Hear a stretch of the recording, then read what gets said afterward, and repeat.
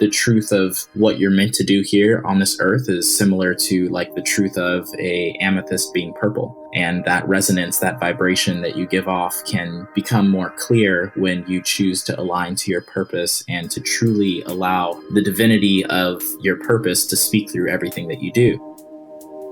That was Andrew Seeley, and I'm Henry Winslow. You're listening to Dharma Talk.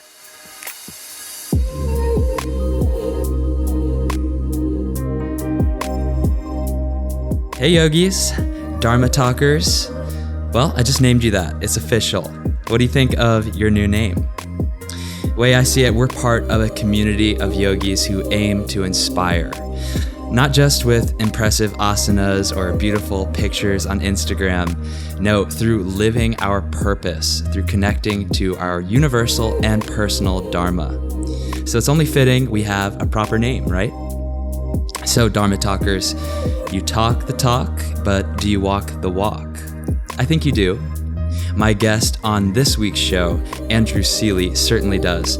But first, you may have noticed that there's a new sound to the podcast and some refreshed music. Well, that's all thanks to my new friend, Rory Wagstaff of Ease of Mind Productions and Patrick Kiebzak of Momentology.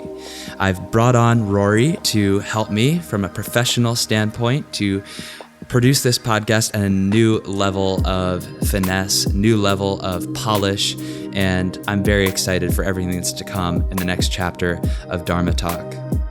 The new opening track, that banger, is by Momentology, an amazing yogi and musician out of South Florida. I love playing his music in my yoga classes and just when I'm jamming with the headphones, and I couldn't think of a better sound to evoke the feeling of this podcast. So I'm super grateful to Patrick from Momentology for contributing to this project. But now more than ever, I really need your help. I've invested in taking Dharma Talk to the next level, so I need to make sure that it gets out there and makes a difference in the world. So please help me out by subscribing to the podcast if you haven't done so already. Leave a rating and review on iTunes or Apple Podcasts, and share the episode with a friend if you enjoy it. Lastly, if you have the financial means to do so, please consider making a donation to keep the project up and running. The project currently runs at a deficit, so I'm doing this out of passion and a desire to serve. Any bit is helpful. You can always make a donation at henrywins.com/donate. And on that note, I would like to say thank you to my friend Pedro Luna, also known as @YogiMemes on Instagram, and a guest on episode 49 of Dharma Talk, for donating last week. Thank you so much, Pedro. You are my podcasting brother, and I so appreciate you contributing to Dharma Talk. Now, Dharma Talkers, before we dive into this week's conversation, first I have a few announcements for you. Coming up on September 16th, it's a Monday night, 6:30 to 8 p.m. I am teaching a Rocket Yoga class at Pure Yoga West. Rocket Yoga honors the foundations of classic Ashtanga Yoga through its emphasis on the Tristana, the three-pronged focus on breath, gaze, and posture. But by breaking free of dogmatic sequencing, the Rocket allows room for creativity and variation, challenge and play, self-exploration, and progress. So come for that class. It's free for Pure Yoga members or $25 drop-in. And if you dig it, I'm doing a whole weekend of Rocket Yoga at the same studio, Pure Yoga West, October 12th through 13th. To get the details for that event and all my other workshops coming up, head to henrywins.com/events. Are you feeling stuck or stagnant? Are you looking for a catalytic experience to ignite radical transformation? Join me and my wife, Veronica Lambo, for an unforgettable retreat designed to ground your body, purify your mind, and expand your connection to consciousness through yoga, sacred silence, and natural immersion. Our week together in Bali will offer you the perfect environment to refocus on what is calling you, your purpose, your perfect path, your Dharma, so that you can move forward with renewed vigor into growth and service to others. The days will be structured around guided group meditations, Vinyasa and Hatha yoga classes, delicious and clean plant-based meals, of course, and opportunities for free exploration of nature, both outside and within. Come honor your past experience and effort, celebrate where you are now, and lay a pure foundation for the year to come. Clear the space for reconnection to Source with us in Bali, December 5th through 11th, 2019. Get the details and make a deposit at henrywins.com/Bali. Now, Dharma Talkers, let me tell you a little something about my guest on this week's episode of Dharma Talk. Andrew Seeley, at Andrew7Seeley on Instagram, is an embodied heart leader, yoga artist, and connection catalyst. He's known for his transformational teachings of self-love that remind students of their true power for transformation and embodied purposeful living.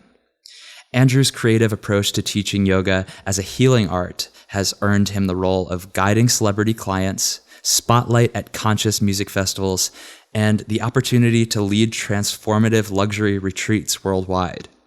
He's known globally as a mindful life enthusiast and a wellness activist. Andrew embodies prolific knowledge while positively influencing and empowering his students. Andrew Seeley's teachings aim to answer the question, how can we adapt to create and evolve to sustain? This conversation just lit me up. Andrew radiates bliss. Those of you who don't know him, you have to check out his work. He's just full of life, and it's totally contagious. As with many of the episodes on this show, we start by diving into Andrew's personal yoga journey. We talk about his influences as a teacher and student, and some of the surprising serendipities, or not so serendipities, along the way. For example, the fact that he worked at MindBody as a sales and software associate around the time that he started practicing yoga. How crazy is that? He's also a fellow podcaster. He has an amazing show called Yoga Revealed, which if you enjoy Dharma Talk, I highly encourage you to check out. I'm sure if you like this show, you're going to love his as well.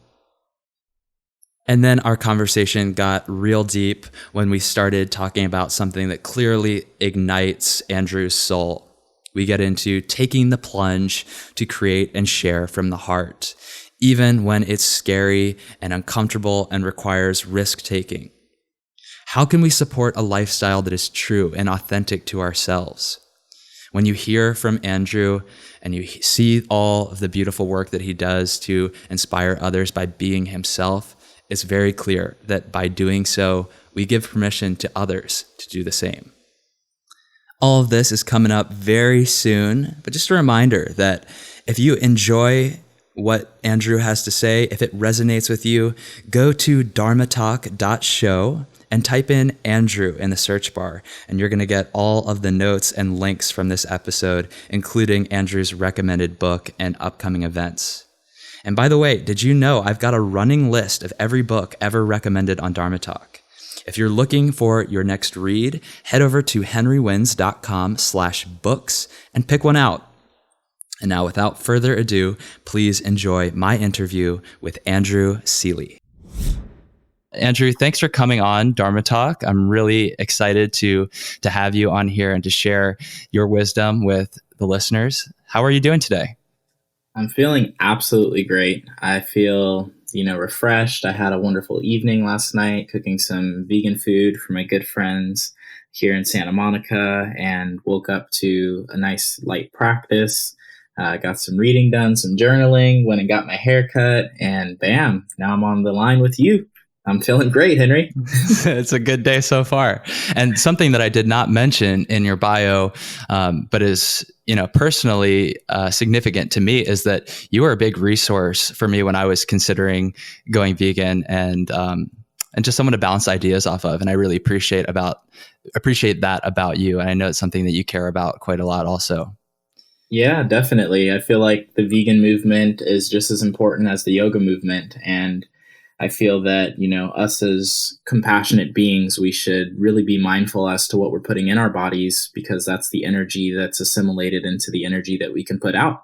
And I feel that when it comes down to it, we're only as good as what we put in, so that we can really have that vibrant energy to be able to bring into everything that we do, into the art that we create, into the practices that we do, and into the people that we're able to influence.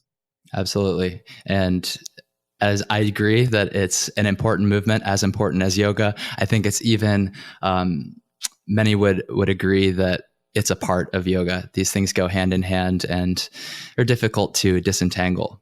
But before we talk more about that, first, I ask all of my guests the same opening question. I would love to hear your take on this. What does the word Dharma mean to you? And what is your Dharma as you understand it today? Definitely. So the word Dharma for me means path, purpose, and a true understanding that we're all vessels of light, and that when we can truly attune to our nature, that allows us to be a clear vessel of light for divinity to speak through. And I feel that that is the true essence of Dharma, is allowing yourself to align to your true nature so that the divinity of light can speak through all that you do. And what was the second question? Well, I'll take the bait from your initial answer and follow it up with this question. How do we do that? How do we allow ourselves to be that vessel of light and let divinity speak through? I feel that allowing ourselves to be a vessel of light really comes through a devotional practice of allowing your art to be intrinsically connected to your heart.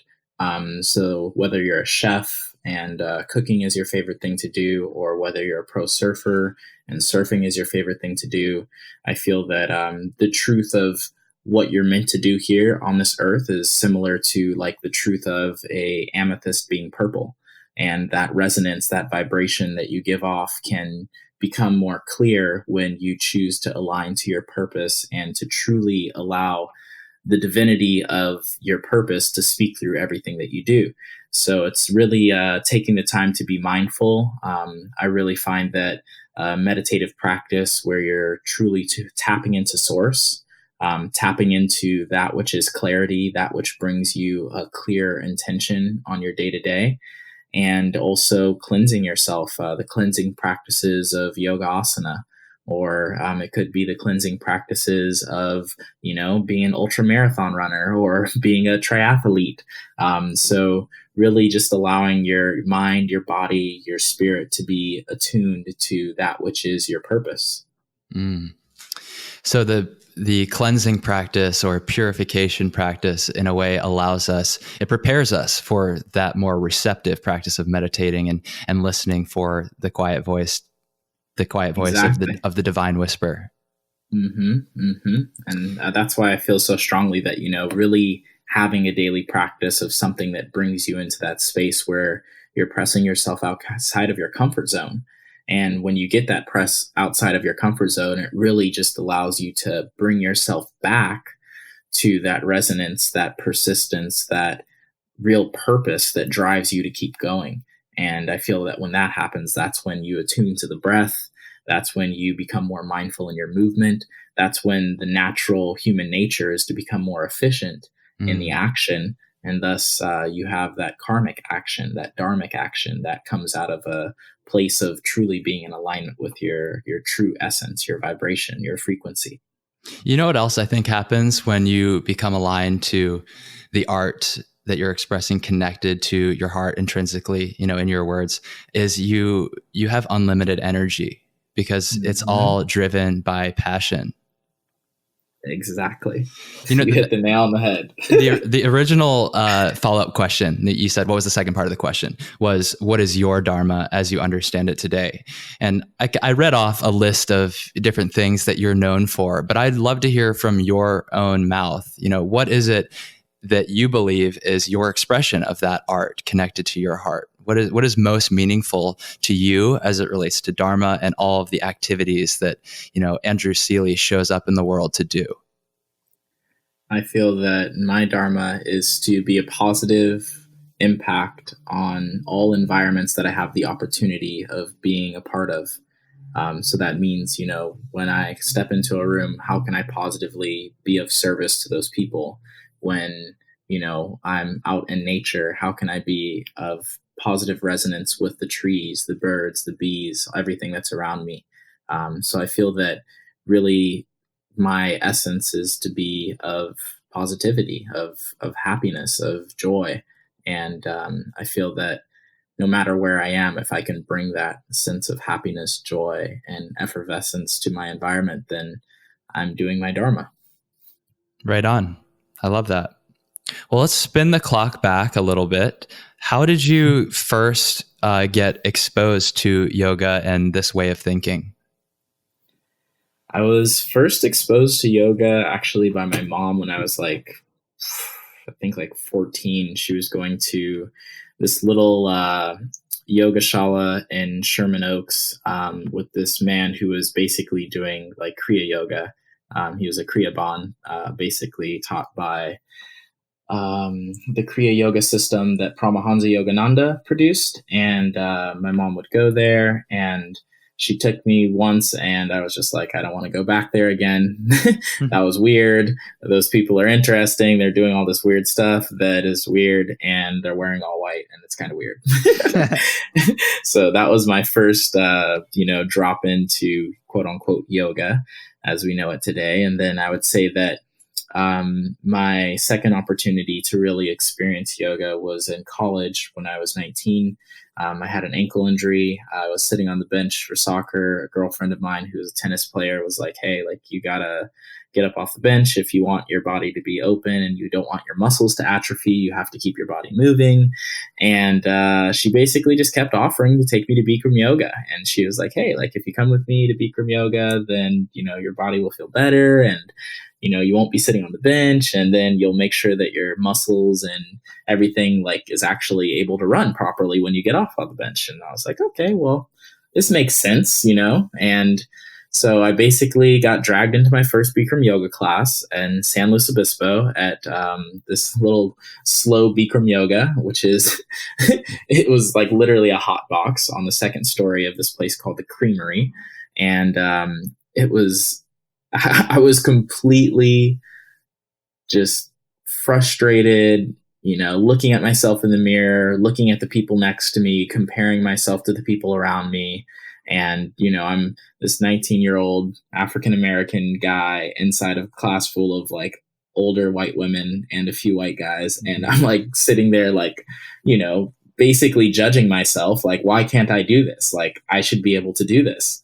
And I feel like that sense of ego, my ego was bruised immediately. And I was kind of like, put in a place where I was looking at myself in the mirror, and I had to make a decision as to whether to move forward or to be the person who would drop out and, leave the room. And I felt so challenged that I just kept coming back. And eventually I ended up doing a 30-day challenge. And then after that, I did a 100-day challenge, and I ended up going to Bikram yoga 100 days straight.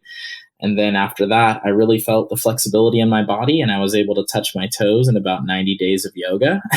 And I was like, wow, like this is actually something that's helpful. My ball control on the soccer field got better. My grades got better. All of the things that I was doing became more mindful. And I really felt a difference in my relationships, especially. And that was, I feel like, the real determining factor to me continuing my practice of yoga. And at first it was just Bikram yoga. So I would go into Bikram yoga every single day. And I had a part-time job over at a software company called MindBody. And MindBody was the software company that does all the scheduling software for the yoga studios.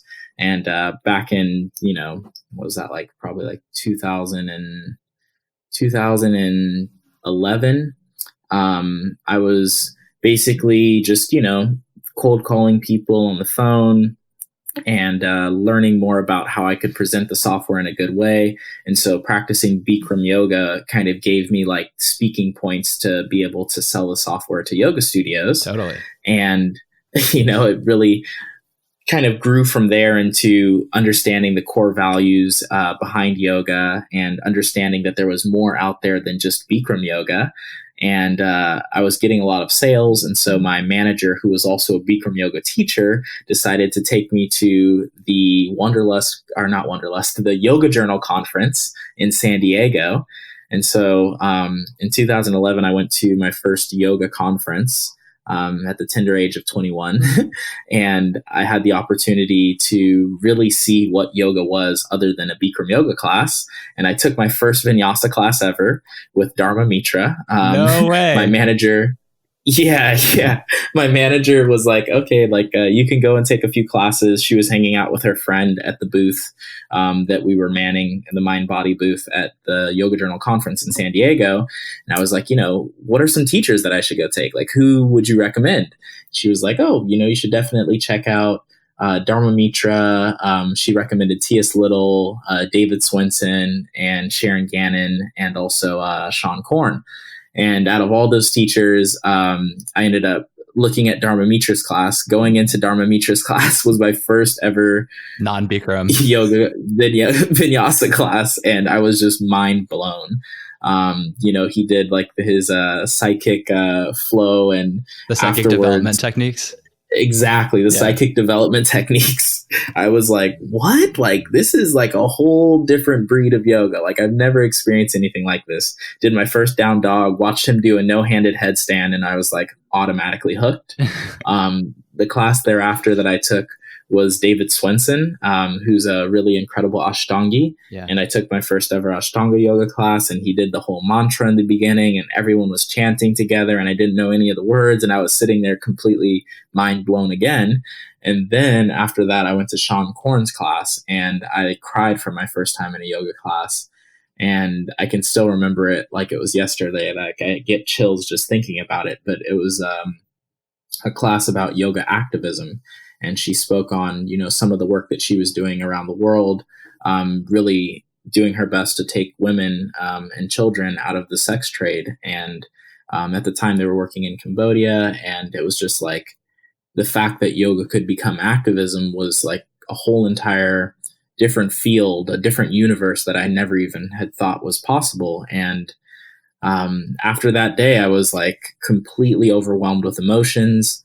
And I went back to my desk job on Monday and called the local yoga studio, which was the yoga center in Slow, and signed up for my yoga teacher training. And had my yoga teacher training with Rocky Heron. And it was absolutely incredible, blew my mind. And it really put me into the space of understanding that yoga could be a healing system to heal trauma, as well as to develop physical abilities and mental abilities, and to find focus in your truth and your purpose. And I've been practicing yoga ever since. That's beautiful. There's so many directions that I want to go from there, but I'm going to have to pick and choose. First, I just want to say that that's awesome to hear that your initial exposure was Bikram, because I'm the same. I got totally hooked onto that practice and had similar relationship to you. I got in there and I took a 30-day challenge, and then next thing I knew, I was doing a 365-day challenge. So I know how that goes. They get you, and they're like, Bikram is the only yoga. Don't even. Oh, that other yoga, it's not good yoga. No, Bikram is the right yoga. Yeah. Right. The other thing that I picked up on, which, maybe you're aware of, maybe not, was you said that you came into your first Bikram class and you felt like you stuck out like a sore thumb, basically, and your ego was defeated. Like, why can I not do this when everybody else is? Everybody else is able to keep up and put their head on their knee and lock their knees, all of this. But then when you went to the Yoga Journal conference, you might expect to have the same kind of reaction. You were exposed to all these different schools and lineages of yoga, one right after the other. You got like a real survey course in modern yoga. And yet that time you had a very positive response. You said your mind was blown. What do you think that was? Like, why were you able to see the possibility in that case versus self-defeat with the Bikram? I feel like really it was the environment. Those teachers hold space for people to come together, and yoga at a festival, say like a Yoga Journal conference or a Wanderlust Fest, is so much more inclusive than, say, yoga at a studio where everyone frequents and, you have your regulars and they're like, oh, this is my spot near the mirror, I was coming into an environment where people practiced almost religiously, where there was a deep sense of community. And at a space like a yoga journal conference, it's a festival. It's an opportunity for people from all around the world to come and commune, and that community is built on a deeper sense of inclusion than, say, your normal regular day Bikram yoga studio. Yeah, or probably any yoga studio for that matter that is in the neighborhood and has its people, its own cross section of the population coming in regularly. Yeah, that makes sense. Also, I wanted to ask you about, you said that after you started practicing yoga regularly, that yes, your ball skills on the soccer field improved, but also your grades got better. You got more mindful with your activities and your relationships improved. Were you surprised by that? Oh, certainly. I mean, that was one of the determining factors to continue, because at the time I was not really focused. I had a lot of distractions. I was in a fraternity. I was, redshirting for the soccer team. I was, doing all kinds of extracurricular drinking activities and, still trying to keep good grades as a microbiology major at Cal Poly San Luis Obispo, where they tell you when you come in that you should study 40 to 45 hours per week. So it's like, I was immediately put into a place where I needed to find some type of tool to be able to deepen my awareness of self so that I could build the discipline to be able to really progress and be able to produce. Yeah. And yoga for me was that tool. Right. Did you have the mind-body job before you started practicing yoga? It was kind of around the same time. So, I started practicing yoga when I was 19, and I got that part-time job the summer of my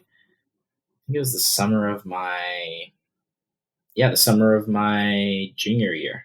No, okay. The summer of my sophomore year. So I was 20 years old. So the summer, of 2010. Seems awfully serendipitous. The universe conspiring to send you in a certain direction. Oh, and that's what I got to say is like, the universe will speak volumes to you. All you have to do is choose to listen. Right. And clean your body, clean your mind, and put yourself in a space that you can hear it. Exactly. So having been exposed to all these different types of yoga at that point, you can skip ahead or continue telling the story, but what does your current practice look like? What does yoga look like in your everyday at this point? Oh, I mean, I'll kind of give a little foreground just because it's been a journey, to say the least. I started teaching kind of like these little corporate classes over at Mind Body, and that was like my first opportunity of really getting into teaching. And at that time, I was, under the impression that yoga was really meant to help you feel good and open your body and bring you to a space where you could, sit comfortably. And from there, my practice began to develop, and I really found my teacher, Rocky Heron, as a means to understanding the depth of how yoga could be expanded into different postures, different asanas. And then I started going to a woman by the name of Jen Bobbitt's class, and she was just like, her practice was next level. And in seeing what was possible, I really began to press myself to understand the asana and to dig deeper into the Iyengar books of, Light on Yoga and Light on Life, and really understood yoga to be more of a life path rather than just a bunch of postures that you do in a class, and understanding more of the postures as a means to really direct energy. And through the direction of energy, you build forth a deeper resonance of how you can utilize your energy on a day-to-day basis towards the things that you need to do in your regular everyday life. And from that, I kind of, I actually started my podcast, the Yoga Revealed podcast, when I was transitioning from a software gig in Seattle. I was living in Seattle for a little bit, and I was working for a software company out there. I had transitioned from Mind Body, and I was really looking at yoga in kind of like where am I going to take this next step of yoga? Like, what do I really want to do? And at that time I found acro yoga, which was bringing communities together, which was really bringing people to a space where they understood what it felt like to bring forth healing touch into their hands and really bring that to another human being. And so acro yoga kind of sparked my interest in what it would be like to help people heal through yoga. And I started going to Mackenzie Miller's class. Are you familiar with Mackenzie Miller? I'm not. So Mackenzie Miller, she was probably like one of the first Alo yoga ambassadors. She's also an incredible teacher out of Seattle. Patrick Beach and I actually used to go to her class together, and she was just like kind of like one of the first people who was like really teaching mobility and really like deepening the awareness of how the joints and the connective tissue moves. And so I would go to her class often, and that really brought forth like this healing understanding of yoga and how we could really use yoga as a means to healing. And during that time, I was like, I really want to do another teacher training that brings out a deeper resonance as to how I can use yoga for healing and really bring this into athletes and, soccer players and people who need this on a day-to-day basis. And from there, I really I saw yoga as a healing system rather than just as a bunch of postures or as a daily practice of trying to get your handstand. I was like, how can I heal my body? How can I heal my lower back? Mm-hmm. How can I heal these ankle injuries and these knee injuries that I've had for years? And so it was like an unwinding of my body and a deeper resonance as to how I could tap in and really use my breath to dissolve tension. And I would say from there, I kind of got more into acro yoga as well, because I saw that as a means to help other people dissolve tension. Because when you're supporting another human being on your hands and your feet, and you bring that sense of trust and that connection, it really allows them to surrender into the structure of their body so that they can release the tension. And then you have the opportunity to move their body and to create space in the body that then allows that tension to release. And so I really got into acro yoga. I did my acro yoga teacher training with Jason Niemer and a team of absolutely epic individuals. And that really brought me to a space where I was like, how can I share this with more people? And a friend of mine called me up, and I was still living in Seattle, and she was like, hey, I really want you to teach acro yoga. I've been seeing these things you've been doing on Instagram and flying these people and doing all this crazy stuff. I want you to teach it at this really awesome gathering / festival that I'm producing for, working individuals, for people who are in the LA area. And it was going to happen on Catalina Island. So my friend Heidi produced this festival called the Xanadu Festival, which still goes on today. And I went out there and I taught my first acro yoga class with a good friend of mine, Liz. Her name is Liz Crosby. She's an incredible yogi. And it just really brought me to this understanding that I could teach yoga as a means for healing and teach it on a larger scale. And that's what really tapped into, I would say, my creative mind of really making yoga a full-time gig rather than sitting at a computer and doing software and sales engineering and cold calls and all this other stuff that I was doing before. And I was like, I know I'm skilled at this, but if I put my energy towards yoga and towards teaching on a larger scale and teaching people who truly value what I have to offer, then I'm sure that I can make this be a sustainable living. And ever since then, I've been teaching yoga full time. Super inspiring. Thank you for sharing that. I'm not too, well-versed in acro yoga. I've barely done any, only the handful of poses that Dharma teaches in his classes sometimes at the end. But what little experience I have had with it, I can attest to, the healing that comes with surrender. So feel free to share your experience on this. But, you mentioned Mackenzie teaching these physiological mobility type healing classes. Where's your focus when it comes to teaching and healing through yoga between the physical and the let's call it psycho-spiritual, with the surrender and the trust and all of these traumas that can be embodied.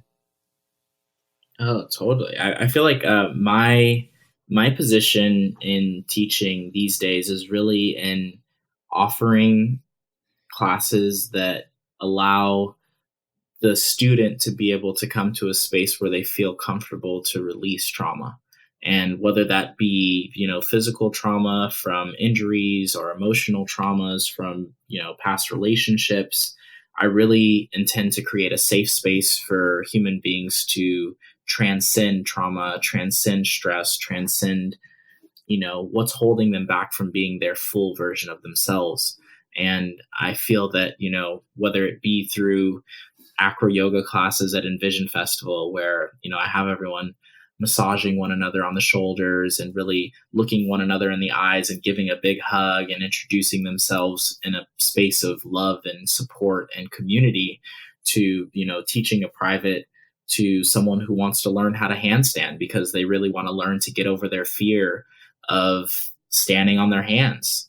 And I feel that, really encompassing that state of molding a class to the student really brings us back to the true definition of yoga, which I feel is yolking. It's bringing all, variables of life back into one specific teaching that brings forth a deeper resonance as to how we're all connected. And I feel that when we can truly relate to our students and when we can truly see them as a reflection, then we can offer from a place of, let me help you. Let me bring you to a space where you can actually deepen your awareness of your energy and thus amplify your energy to become the best version of yourself. So I feel that, that our goal as yoga teachers is really to create classes, create opportunities for the students to come to a space where they feel whole. Yeah. Well said. I think the last time that I saw you in person was when you were in New York. You stopped through Lighthouse for a class, and you were getting ready or in the middle of, I'm not sure, a training with One Giant Mind. What did you pick up from that training, and how are you using those meditation techniques these days? Oh my goodness. So that was, first off, an incredible and transformative experience being in New York in a cold, rainy winter. It was very challenging. From California. Yeah, I'm a warm person. Like literally, like I go to, tropical, beautiful places where it's warm and there's trees and mangoes and rambutans. Like that's my jam. And in New York, we have the bodega. Yeah, and some pretty parks, I will say, but when there's snow on the ground and you're walking around, and it was pretty cold that winter. It was getting to the 10-degree area, and I was like, oh my goodness, this is crazy. Like, what am I doing here? But it really put me in a space where I was kind of brought to that introspective space. And One Giant Mind, the system of meditation taught by Jonni Pollard, who I happened to meet a while back before I actually started the training. I interviewed him for the podcast. A good friend of mine, Hansa and Claudine, who are the founders of Yoga Beyond, they had reached out to me and they were like, hey, our good friend Johnny's coming by Santa Monica, and you should totally touch base with him. He's really incredible.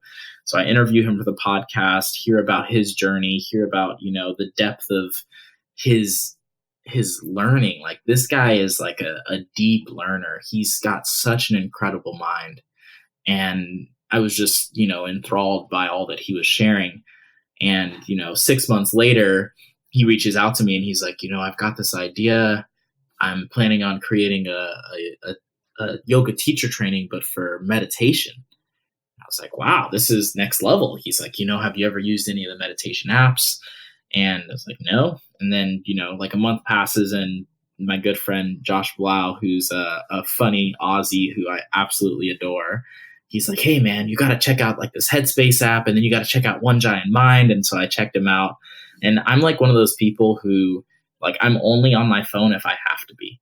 Like my phone's always on silent. My phone is always like away from me, like in my backpack or like in some jacket pocket. Smart. Because like I'm very like, I put it on airplane mode when I go to sleep. Like there's no notifications. So like if you have my phone number, then you're a lucky human being and you should text me or call me if you have something to say. But otherwise, like I'm not I'm not available because I'm being present with the people that I'm with. Good. So long story short, like I didn't really check out the apps. He was like, yeah, check out these apps. I like opened them once and like listened a little bit, and I was like, yeah, like Jonni Pollard's got a nice voice, you know? And then he calls me up and Johnny's like, hey man, like we're doing this app. We want to create this app where, you know, people have the opportunity to really tap into the teachings of meditation. And I want you to be part of the teacher training program and come out to New York and you get to have the opportunity to really dig deep into this. And I was like, yeah, man, like I love meditating. I meditate every day and this is part of my practice. And I just did meditation from the Iyengar books, you know, like I was just reading about, you know, pranayama and like, you know, taking the time to sit. And that was my basis of meditation. And then when I learned the Vedic meditation practice that Jonni was teaching, it completely blew my mind because it was a system. It was something that I could actually tangibly use and do with a group. And we were waking up every single day doing it together. For, you know, about a month and a half over in New York. And it was a really deep practice that really brought me to the next stage of my yoga practice as a whole, because it really brought forth a deeper resonance of what it means to be reflective and also what it means to really tap into the void and then utilize the information that is in that space as information for ascension, you know, moving forward on your practice. And I love Jonni Pollard and I love the whole One Giant Mind team. And it was an epic experience, to say the least. That sounds really like a game changer. I mean, has that become your meditation practice personally now? I would say that on some days, I kind of use meditation as a tool for me to really tap back into kind of like clarity. And sometimes I use meditation for reflection. Sometimes I use meditation for a means to observe nature. So I would say that I use the Vedic meditation as taught by One Giant Mind probably, you know, 3 to 4 days out of the week. But I do also do other meditation techniques that involve pranayama and other more like kind of like Theravadan, like Buddhist techniques as well, like where you're like really like sitting strongly in a position to feel a sensation rise up your spine, like that kind of stuff as well is something that I enjoy. Yeah. Just to kind of switch it up, you know, I feel like if we get attached to only one method, then we're not truly adapting. We're not truly allowing ourselves to evolve into the nature of time. And I feel that, you know, different times we have different tools. So it's good to have a toolbox full of all these different power tools that you can use at any time to be able to efficiently, you know, solve the problem that's at hand. Okay, this is good. You know, let me say that I agree with you, but I also want to play devil's advocate here because something that I hear from some people, and this is kind of an ongoing debate out there, is what would you say to the person who says you need to follow one path decisively if you intend to get anywhere on this journey toward liberation, nirvana, you know, moksha, whatever you want to call it?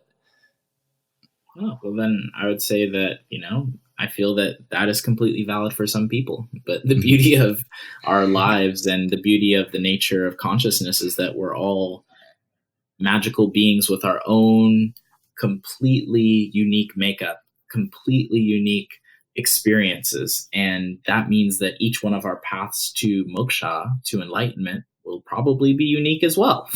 So if we look at the means of nature and the beauty of chaos, that there's all different types of ways to get to point A or point B or point C. And that is the magic of divinity. That's the magic of understanding that each and every one of us is a divinely unique incarnation of Source. Nicely said. Nicely said. Take me back to one point along your journey, because we've heard a lot of beautiful, basically miracles. That's what life is a sequence of miracles. But sometimes it doesn't always feel that way. So what was one time that you really struggled, either in your transition into teaching yoga full time or since then?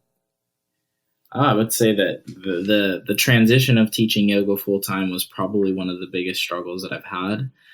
And I would say that I'm also experiencing, I wouldn't call it a struggle, but I would say a challenge currently. I know that I have all the tools to be able to overcome it, but I feel like right now we're living in a very pivotal time where we have to truly bring forth the deeper sense of resonance to our communities and how we can all ascend together and how we can all present our art and find a balance between, what we're doing as our art and what we're doing to create profits to be able to sustain that which we wish to do. And I feel like there's a lot of people in my community right here in Venice. We have this really incredible oasis, literally has, blossoming lotus flowers, and we host acro yoga jams, and we host breathwork sessions and all types of different community healing opportunities. And it just happened to close down because, the person who signed the lease got to the point where he just wasn't financially or mentally able to sustain it anymore. And, we have this community of incredible individuals who are all doing their best to share their art and live their purpose fully. And I just feel like the financial system right now is it's broken for a lot of people.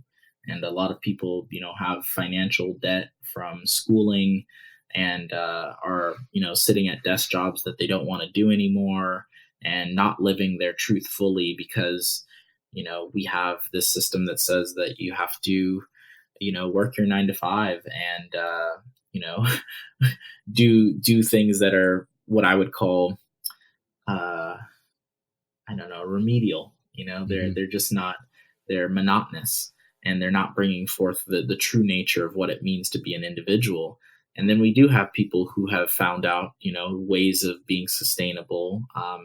People like myself who are doing our best to, bring that light to the environment, bring that light to the community. And it's just a challenging position to be in because I feel like we really need to unite. We really need to bring forth a deeper persistence to how we can build these communities that are more so built on how we can bring forth harmony with our ecosystem, with the environments that we live in, more composting, more like actual like harvesting of plants and harvesting of plants that we're growing ourselves. And like, I really I'm a big supporter of the hippie commune. And I'm kind of at this space now where I'm like, how can we build a sustainable hippie commune where we're actually producing, renewable energy for the grid, where we're producing, fruits and vegetables that are, natural and pesticide free, and where we're producing an abundance of art and really conscious writings and really conscious ways to help others break out of this, the brick wall, the matrix. And so that's where I'm at right now. And that's been my biggest challenge right now. That's what I want to talk about. Well, I see a lot of exciting projects in your future. And if anybody can motivate the people to rally behind something ground shaking like that, then it's someone like you for sure. I think I understand what you're getting at now with this question. How can we adapt to create and evolve to sustain? And it's a multifaceted question with certainly a complex answer as well. Mm-hmm. What one piece of advice would you give to someone who is, toiling away at that 9 to 5 job that doesn't feed their heart, doesn't feed their soul, but they feel that they have to do it out of some sort of obligation to meet their financial needs, or even out of some sort of emotional sense of obligation to do the right job? Yeah, I would say that the first thing to do is to truly reflect and take the time to look back and see if what you are currently doing is serving you. It's serving your happiness. Is it serving, your longevity? Is it helping you become the best version of yourself? And really take the time to be present with who you are right now and who you wish to become. Because I feel that we have to have a vision for where we wish to go to truly allow ourselves to become more mindful in the present. And when that happened for me, when, I had the opportunity to be taken out of my comfort zone of my desk job and go to the Yoga Journal conference, I was aware of how these, yoga teachers who were activists, who were, thought leaders, who were truly taking life by the reins and living that uncomfortability of making your own sustainability on a day-to-day basis, making your own livelihood, and also bringing happiness to so many people. And I saw it in their eyes that they were living their purpose. And I was like, I can be like that. I know I can do that. And really taking the time, the effort, the persistence, the practice to be able to live a purposeful life is a courageous thing to do. And I think that that is why we are yogis, because we have the tools to do it. Amazing. Amazing. Andrew, what have you got coming up that you'd like to share with our listeners? Anything from retreats or, extra special podcast episodes maybe that you've got in the pipe? What would you like to share?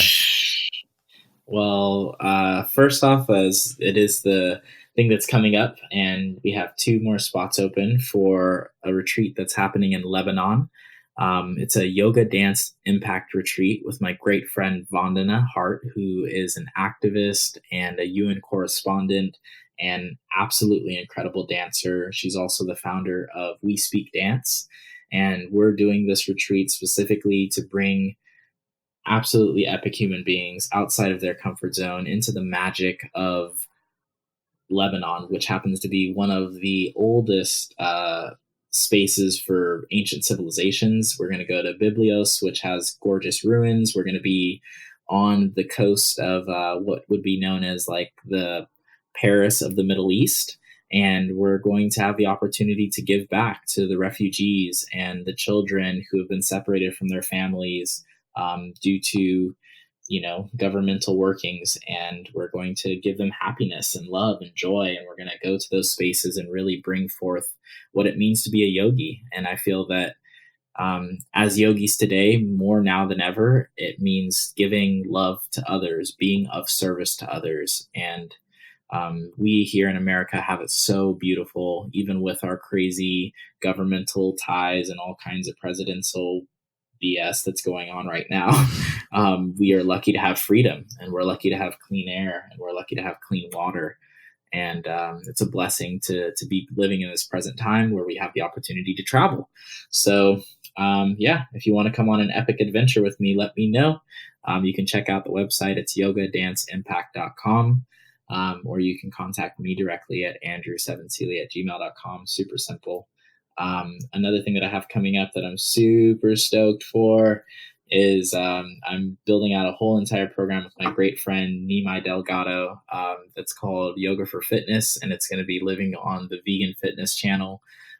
It's a program that's directed towards anyone who's ready to start their yoga journey and, may have had a fitness background or may just be looking to get back into shape.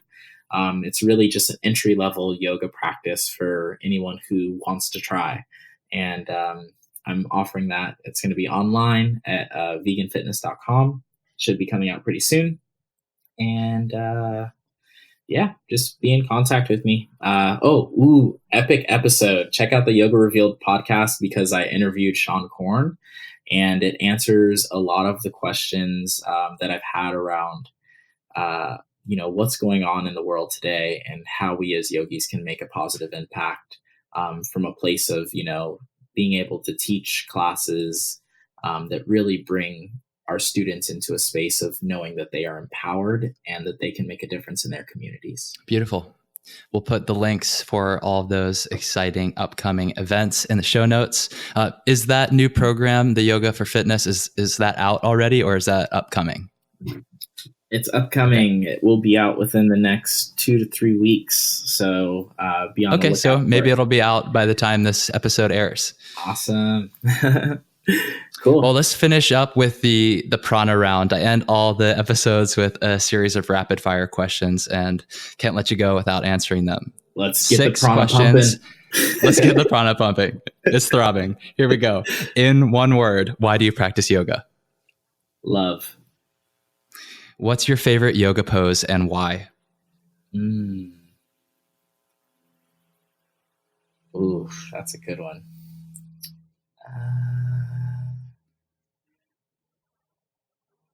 I'm going to say Shavasana because honestly, it's challenging, it's confronting, but it's so rejuvenating and revealing. I find the deepest, I know these are supposed to be short answer, but I find the deepest resonance in Shavasana. When I come out of a good Shavasana, I'm like, shit, the world's different. This is different now. I'm seeing through new eyes. Yeah. The world is okay. Mm-hmm. Everything is okay. Mm-hmm. What's the single best piece of advice that you've ever received from a yoga teacher?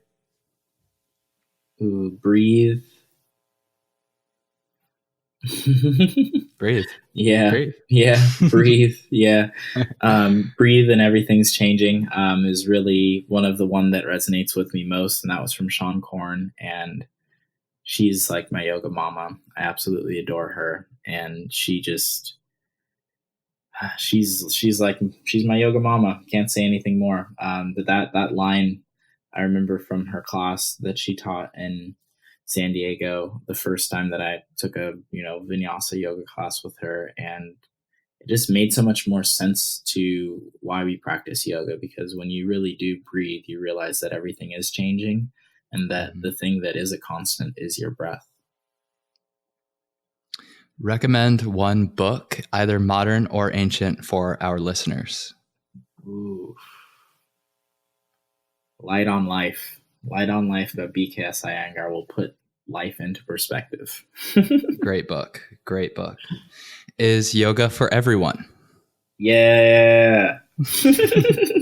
All right. Last question for you, Andrew. How can our audience get in touch with you, and how can we support you in your Dharma? Wow. Best way to get in touch with me is probably, I would say through email, andrew7seely@gmail.com. Also, if you're looking to touch base with daily inspiration, check out my stories, see what I'm doing on a day-to-day basis, my Instagram, Andrew7Seely. And I would say the best way that you can support me is to continue to be the best version of yourself and support your community. If you see me as part of your community, then reach out and let's make some magic together, because I'm always open to traveling the world, to seeing new spaces, and to sharing my heart with lots of smiling faces. So let's keep it going. Let's light up this world together. Let's live light and shine bright, truly, in all that we do. Thank you for everything that you're doing, Andrew. This was a lot of fun to catch up with you. We got to do it in person real soon. Yes, I would love to, Henry. Honestly, a blessing to see you blossoming into the magic that you're creating. And I'm so happy to be on your podcast, because we need more of this. We need more of yogis really coming together, having conversations that matter, and sharing them with the world. And that doesn't mean that you just have to have a podcast. That could be in, creating a dinner series. That could be in, creating a space for just a few friends to gather and to have conversations around consciousness and around why we're here and what we're doing, and just to be a support of the community. So I really appreciate what you're doing, and I'm happy to see you thrive, and so excited to give you a hug when you're here in LA. Yes, it's a promise. We'll make it happen. Yeah, thank you, Andrew. And I'll cook you some bomb vegan food too.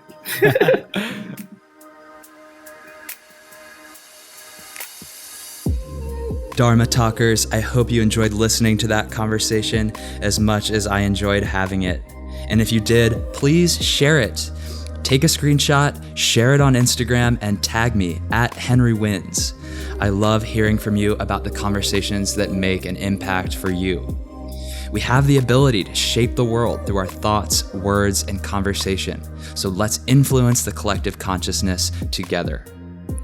All my gratitude to Rory Wagstaff of Ease of Mind Productions for keeping our audio crisp and operations smooth, and to Patrick Kiebzak of Momentology Music and Art for supplying the powerful soundtrack to these conversations. Please remember to subscribe, rate, and review, and tune in to new episodes of Dharma Talk every Thursday. I'll speak to you next week, and until then, keep living your Dharma.